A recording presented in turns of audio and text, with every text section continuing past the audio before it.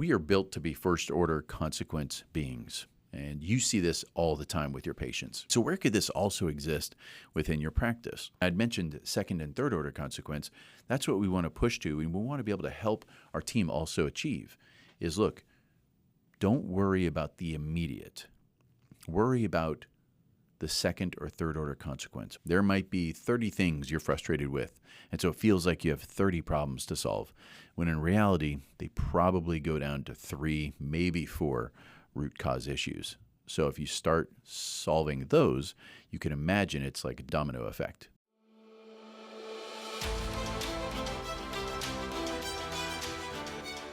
Welcome to another episode of the Physician Growth Accelerator podcast, a show where we break down your practice systems into vitals, give you the tools to diagnose root cause of what may be restricting your growth, and prescribe what to do about it. I'm your host, Zed Williamson, and I believe that everything we experience in our personal and business life, it is the perfect outcome of our current system. And the power that exists in that is that we can take ownership, take a step back, tweak the system to get the outcome we want. I want to make sure that when I say perfect outcome, I want you to realize it means the system's perfect outcome. Doesn't mean you have to like the outcome.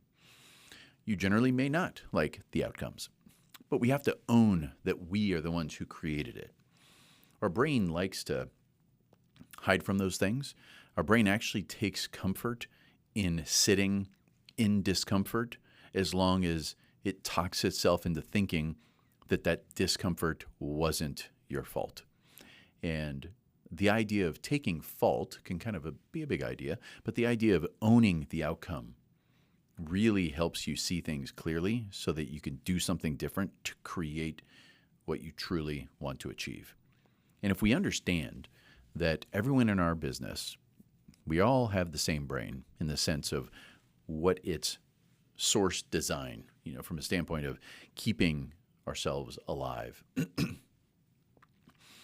So we know that it wants to stay comfortable, and we know it's going to make decisions based on that, and those decisions don't necessarily mean long-term benefit. And that potentially is sabotaging you.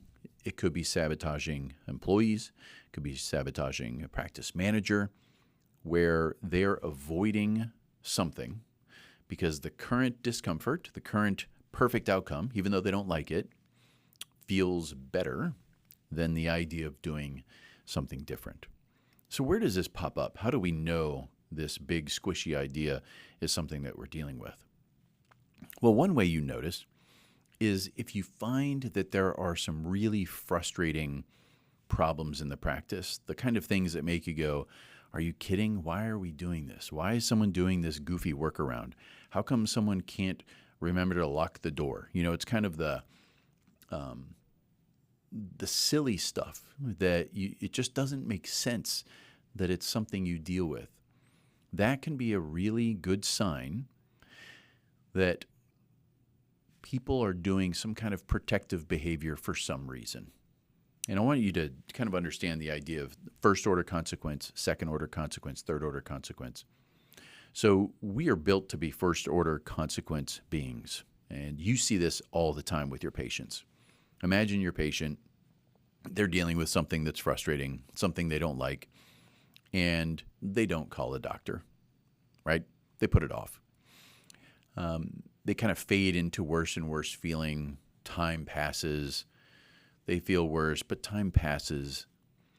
And finally, it gets to the point where it's this overwhelming impact to their life. So they're like, okay, that's enough. I'm done. I'm going to get this taken care of.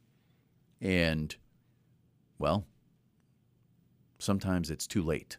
Or from your perspective, you're thinking to yourself, I really wish that this person had responded or done something sooner, because they made it a little bit more difficult to treat them because they waited so long. But the reason they waited so long is a first-order consequence scenario, because they were assuming that there was potentially more pain with not doing something than with them, I should say, more pain with them taking action compared to them just going, well, I guess I'll just deal with it. And so where could this also exist within your practice? Let's say there's an issue with a system, maybe how the team is using the EHR, and you have a practice manager, and there's frustration around how people use it. Maybe they don't use it in the way that you or leadership believes it should be used. But what happens is the brain wants to stay comfortable. So leadership goes and tells Sally, hey, Sally, would you please take care of this? And Sally does it right for a while, but then Sally misses it. No one says anything. And then time passes. No one says anything. And then that first order consequence brain of leadership says, I need to remind Sally, but she already didn't do it 17 times when I didn't remind her. And so now I'm creating an unfortunate or painful or uncomfortable conversation for myself because I said this was important, but then I didn't follow it up with the right behavior. So I'm going to avoid being uncomfortable by not saying anything. And then you get this spiral. And it's kind of silly, right? No one is in danger. There's no one whose lives are at stake in regards to the employment of people at the practice and doing the tasks. There might be lives at stake if we do the tasks wrong. But our brain just always wants to keep us protected. It wants to make us feel comfortable, even though when that comfort is not necessarily the best thing.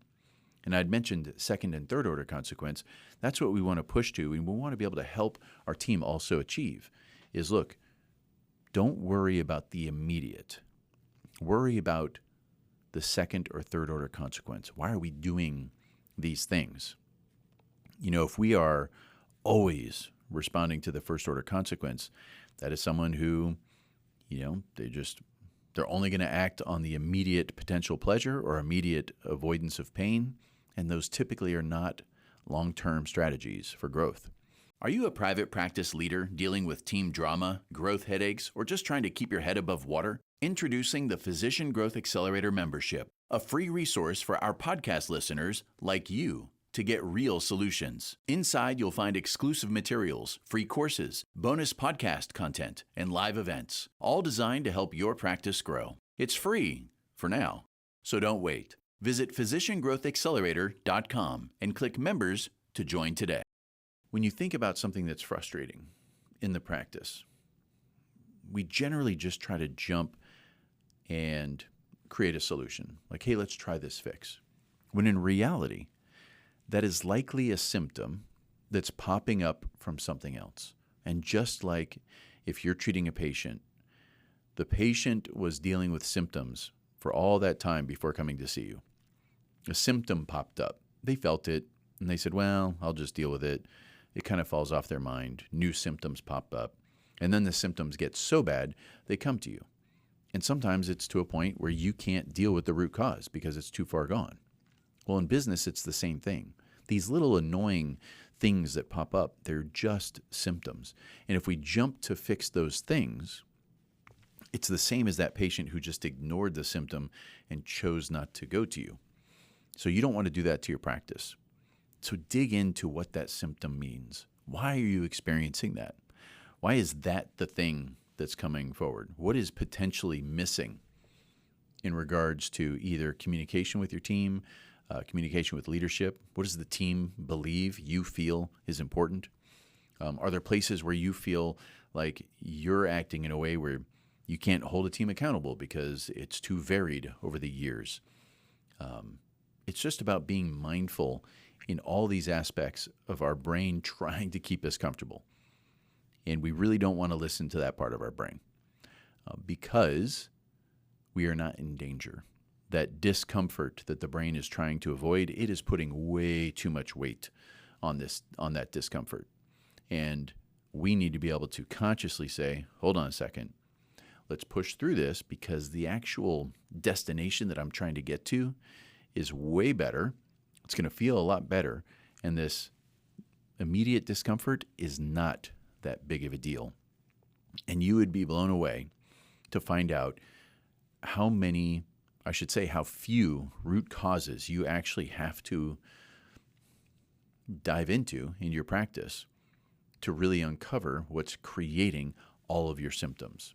There might be 30 things you're frustrated with, and so it feels like you have 30 problems to solve, when in reality, they probably go down to 3, maybe 4 root cause issues. So if you start solving those, you can imagine it's like a domino effect. They just start taking everything else out.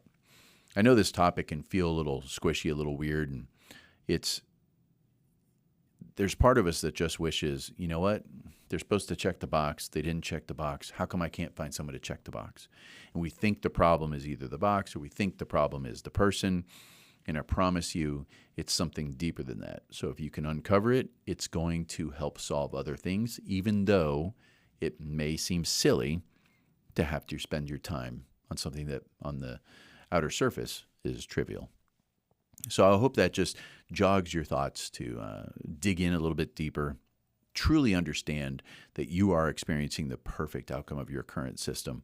And if you ever want to chat with us about your private practice operation, you can go to physiciangrowthaccelerator.com, and there you can check your vitals, learn from some of the resources, and get a sense for maybe what's creating some of these symptoms. And with that, we'll see you next week on the Physician Growth Accelerator.